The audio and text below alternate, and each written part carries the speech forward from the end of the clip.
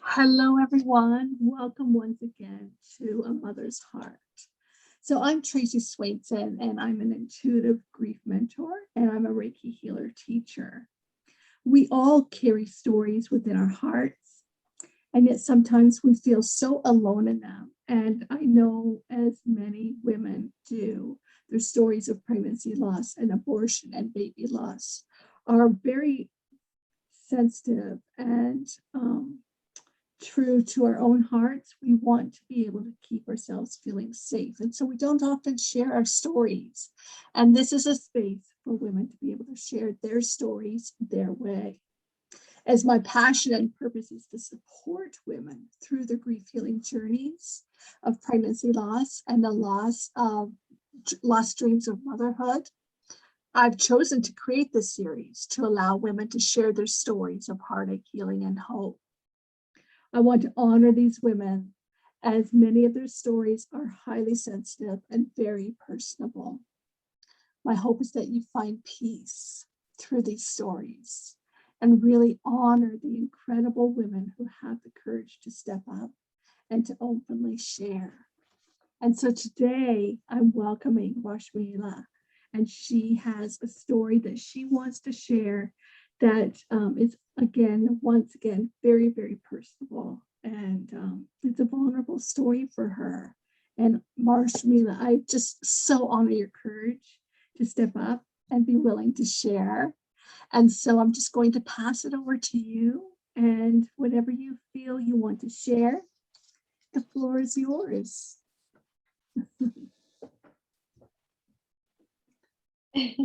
Would you like to share your story? Thank you so much, Tracy. It's such an honor to be able to speak.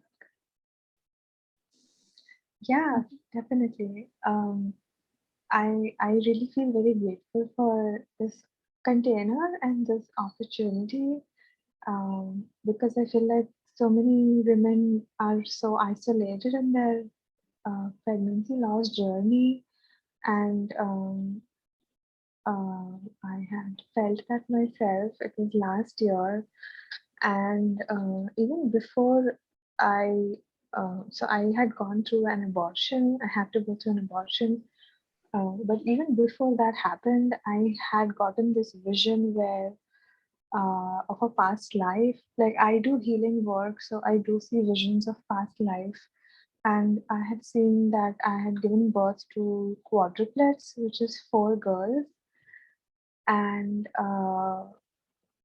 it was extremely traumatizing because all of my babies were killed because they were all girls, and they were killed by drowning, and the women that were uh, helping me through the birthing process kind of abandoned me and gave me to the men. And I was seeing this happen in a rural Indian village, and I'm from India right now. uh, and so that was very jarring. And the men tied me to this big tree, this kind of a ancestral kind of a tree, and it's like the tree helped me pass over to the other dimension. I died. And so when I was pregnant last year in this body, uh, I had those flashbacks coming, and I felt like if at all I give birth, that means death for me. And it was just so strong. It was debilitating for me to even sit comfortably for like half an hour after I, realized that I was pregnant. And I was filled with all of these thoughts, and it was just too painful to just breathe properly. And I kept vomiting, and all of the symptoms were happening. Fortunately, I didn't have a very careless type of a partner. Although he had limited time with me during that time, but he tried to give as much time and care as possible. But I could sense that he's not been through a pregnancy, so he does not know what it feels like to be pregnant. And I could feel that feeling of isolation even when I was with him, talking about things and should we bring the baby into the world or not. And then we decided no because of so many reasons. But the most important reason, I think I'm releasing a lot, I think speaking. Um, the most important reason that I could not give birth was the fact that I was never welcome into my mother's womb at any point of time. So forget about being welcomed into the world through her or through anyone else, because it was so woven into my cells and bones and tissues that I'm not wanted by my own mother, who in my culture also, mother is uh, regarded as the living god on the planet. So we kind of worship the mother and she can do no wrong and all of those things. So there was a lot of conditioning that I had to get through to even accept that she did not really want me, and that's the truth. There's no there's no convincing that, oh, she's your mother and mother's care, and I never felt that ever. And I had this whole uh, that whole realization that my mother never wanted me, and now by aborting I'm doing the same thing to my child. And I could see like the little part of me inside which was in my womb kind of noticed that also, now you also don't want me, like you were not wanted. And so kind of threw me off guard completely. And uh, after my abortion, it was like a medical procedure, so I was on anesthesia, I didn't feel anything. uh, but later on, for one whole month, I felt too many things. And so I was advised bed rest, and of course I could not move much, but there was also nobody to talk to at home, because I live with my parents, and it's quite a rigid culture that I am brought up in, the Indian culture. And I realized very soon that it's because of my mother that I could not bring my child into the world, because she would kill me if I tried to even think about something like that. And when I was doing that without being legally married to a man, which is super important here, or else you're a slut, or I don't know, you're doing it for some stupid reason, or for money, or whatever, I mean, all kinds of stupid things. So she was never the person to actually take me seriously or take my life seriously, because she did not need me. She did not want me. And my father wanted me, but he couldn't take responsibility that came in with another child, sorry, second child. And all of those things I was kind of processing during that whole month, and trying to just find ways to feel like I'm moving somewhere, because the stagnancy of that whole trauma period, I guess, was so heavy, and nobody to talk to. And the parents are just like strangers who don't know each other, and I don't know them. It's like so distant. Uh, so it was very difficult to get through it alone, because I literally felt so alone. And I don't think we can feel a sense of belongingness in this space unless and until we have really dug deep into what this really means and who we are as women. Uh, because only women can be pregnant physically. So no matter how much a man may understand, I don't feel like they can feel what we are feeling in such an intimate way.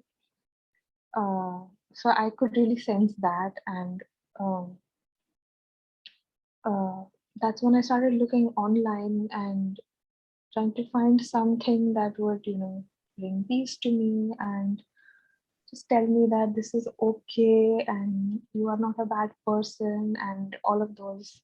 But I had so much of guilt because of having done that. Uh, so I found some articles, and in one of them I read that I like somebody else was narrating about their uh, baby loss experience. And so they were saying that um,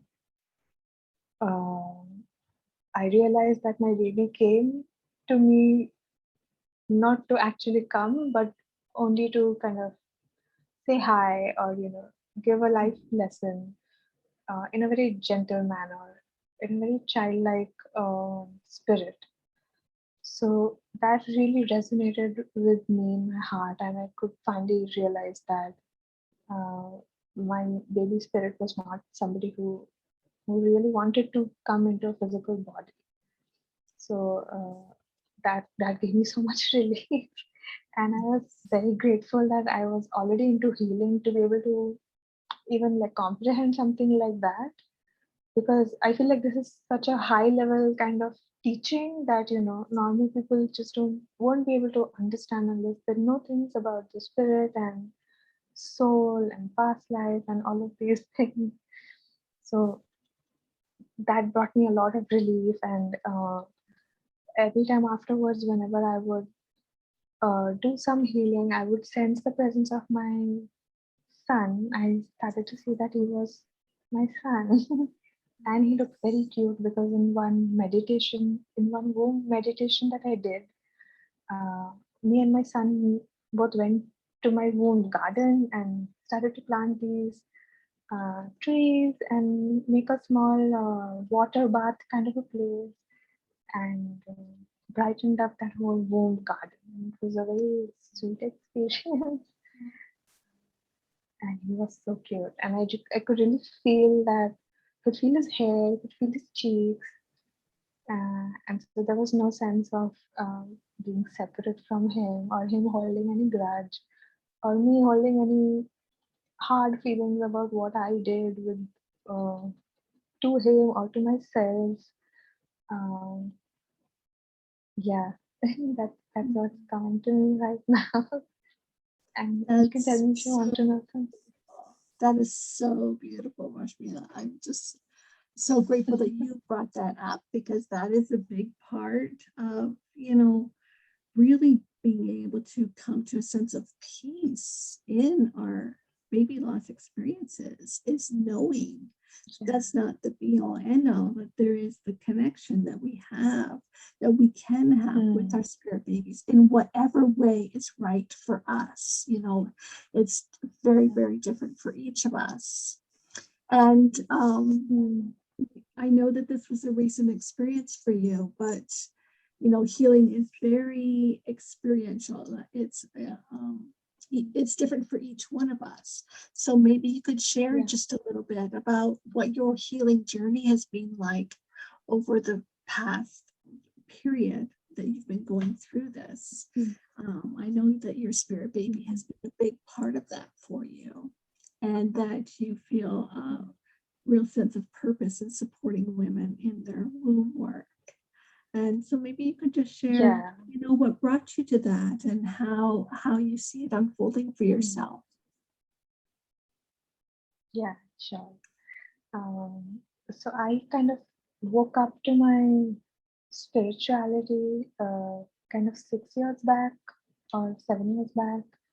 Uh, and it was a very jarring and jolting kind of a experience that, oh yeah, reality is not at all what you've been thinking so far. And I was like, kind of like fell on the ground with a thud with my face to the ground. And I was like, wow, this is such a rude shock. And uh, like, I have so much grief inside with all the dysfunction that was or is still happening in my family. And that nobody wants to deal with that. And of course, if we don't deal with something that's not going right, it will find its way to get expressed in one form or the other. So being careless with something with energy, like anything, uh, is definitely going to have its impact. And in India, we really talk about karma and that you have to do whatever you do is going to come back to you. Uh, that's one piece, but there's also that, uh, especially in the context of a family, is that the whole family wounding is so rampant. I mean, I think it's all across the globe, but in my culture, it's like the worst. I think And I was like, that's too much. And I started to really work on myself, that I don't even know what I'm doing. Nobody likes me. And, at that age, I was supposed to be of marriageable age. And no guy was liking me. People were dumping me. Nobody was giving me some job or some money or anything to live by, because getting married in India for a girl is almost like getting a job, because now you're working in your husband's house and he's paying you because you're cooking and cleaning and whatever, having sex with him. So it's all about him and serving him. So I started to see myself as not that person who wants to be so submissive, uh, and finding myself begging to the man, like my husband, that, can you please give me some money. Um, but that's the system here. So breaking out of that was super difficult, and I couldn't live like that. Like, I couldn't just get married to somebody and give up on myself. So so I started to learn about things, and everything that I learned turned out to be somewhere very deeply connected to my mother, because she was also a lecturer, English lecturer, and so she had a educative thing with me. She had a motherly thing with me. She also had a partnerly thing with me, because she was sexually abused in my childhood. Uh, so I kind of started to see her as my partner, and then I see, oh, she's married to my father, so she can never be with me, and that's the pattern I was carrying in my romantic relationships.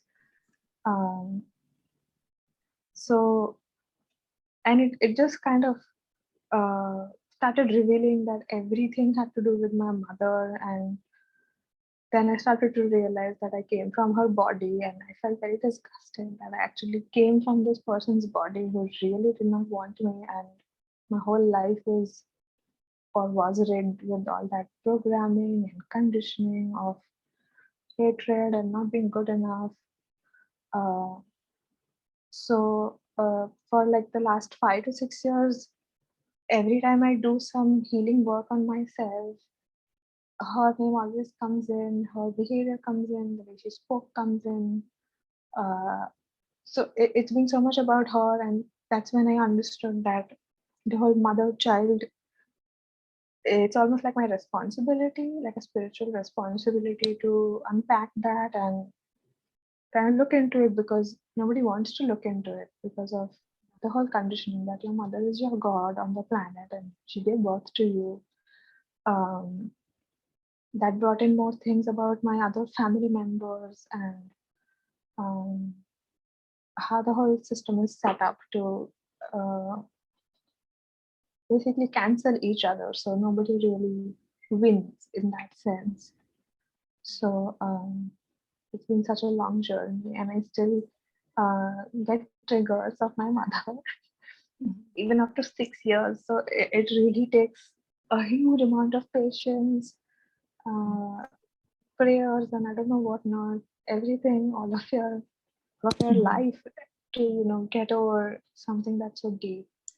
So it's super understandable that women feel very alone in their pregnancy loss, because I feel somewhere it's also the gap that they felt with their own mothers in talking about something like that. Um, and because of that lack of intimacy, we just end up closing our hearts at the end of the day. Yeah. Yeah, I can understand that there's a great deal of healing that needs to be done, generational healing that needs to be done over that process. And you've taken that on, you've chosen. I know that you've said that you've come here and you believe that that's a part of your work, is to allow that healing process to unfold and really feel a sense of peace around that, but not only for yourself, but for so many other women that you've that you do healing work. You are a healer, and that is a part of your work that you do. So I really honor you and the courage that it takes to really be able to step into that and begin understanding how they're all interlinked. All the stories are interlinked with each other, right? And just holding space for that to unfold and the healing to take place when it's right. It can't be forced, right? It has to happen in its own timing. So it's really a lifetime's work. It's a lifetime's work that you're entering into. So, wow, that's really, really big work for you. So I really want to honor this space that you've given us in your share, in your storytelling, and the experience that you're going to give others to maybe begin to see things in a different light, or maybe say, oh, I can relate to this part of that story. And that's maybe where I can begin my healing journey too, because there's so much that you shared that I'm sure that there's many women across the world that can feel like they can relate to those experiences, bits and pieces of them all along the way, and they just kind of weave through our lives. And it's often not until we actually hear somebody else's story that we go, oh, wait a minute, that's me too. That's me too. Yeah. So thank you for sharing, Rashmila. Thank you for your honesty and your openness. And I bless you because I know that you're still on this healing journey and allowing your grief to gently begin to give birth to something new, something fresh, and allow those experiences to open up new opportunities for you. So with that, I want to thank everyone for being a part of our conversation, for listening in today. And I wish you all peace and blessings on your path, on your journey through this life. So thank you very much. And so for now, we're going to just end this. Thank you, Rashmila.